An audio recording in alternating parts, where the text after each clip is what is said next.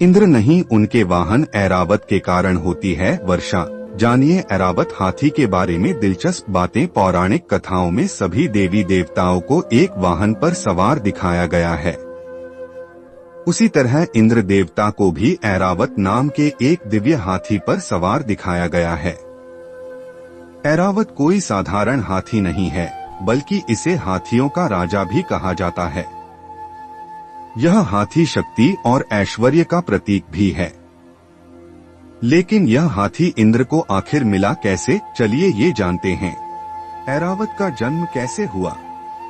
पौराणिक मान्यताओं के अनुसार ऐरावत हाथी का जन्म समुद्र मंथन से हुआ था। जब देवता और असुर अमृत प्राप्त करने के लिए क्षीर सागर का मंथन कर रहे थे, तो 14 दिव्य रत्नों में से एक के रूप में ऐरावत प्रकट हुआ। इसे देखकर देवराज इंद्र ने इसे अपने वाहन के रूप में स्वीकार किया। ऐरावत को लेकर एक और कथा प्रचलित है। यह कथा रामायण में वर्णित है। इस कथा के अनुसार जब भगवान इंद्र ऐरावत पर सवार होकर ऋषि दुर्वासा से आशीर्वाद लेने के लिए उनके पास गए, तो ऋषि दुर्वासा ने इंद्र को भेंट स्वरूप एक माला भेंट की। इंद्र ने अज्ञानता और अहंकार के कारण दुर्वासा द्वारा दी गई माला को ऐरावत को पहना दिया। माला के गंध और माला पर मक्खी के भिनभिनाहट से परेशान होकर ऐरावत ने ऋषि दुर्वासा द्वारा दी गई माला को समुद्र में फेंक दिया और उसे रौंद दिया। ऋषि दुर्वासा यह देखकर इंद्र पर क्रोधित हो गए और उन्होंने इंद्र को श्राप दिया कि सभी देवता अपनी शक्ति, ऊर्जा, भाग्य, समृद्धि खो देंगे और साथ ही सभी देवता बुढ़ापे के लक्षणों से पीड़ित होंगे। श्राप सुनकर इंद्र ने हैरान होकर ऋषि दुर्वासा से श्राप वापस लेने का अनुरोध किया। दुर्वासा नहीं माने। श्राप के प्रभाव से सभी देवताओं ने धन संपत्ति खो दी और साथ में अपनी जवानी और सुंदरता भी। इन सब से हताश होकर इंद्र भगवान विष्णु की शरण लेने चले गए। विष्णु जी ने समुद्र मंथन की सलाह दी। तो इस कथा के अनुसार समुद्र मंथन तब शुरू हुआ जब ऐरावत की लापरवाही से इंद्र को श्राप मिला था।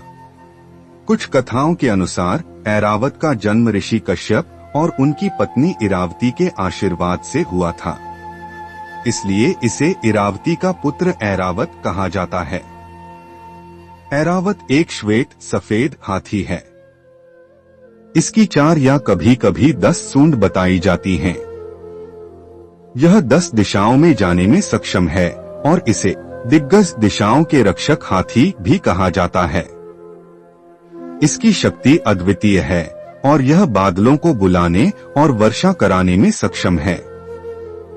यह स्वर्गलोक का संरक्षक माना जाता है और इंद्र को युद्ध में शक्ति प्रदान करता है।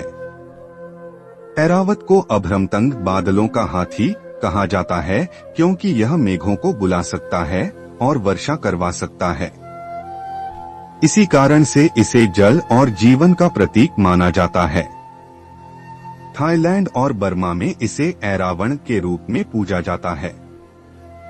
यह शक्ति, बुद्धिमत्ता और शुद्धता का प्रतीक है।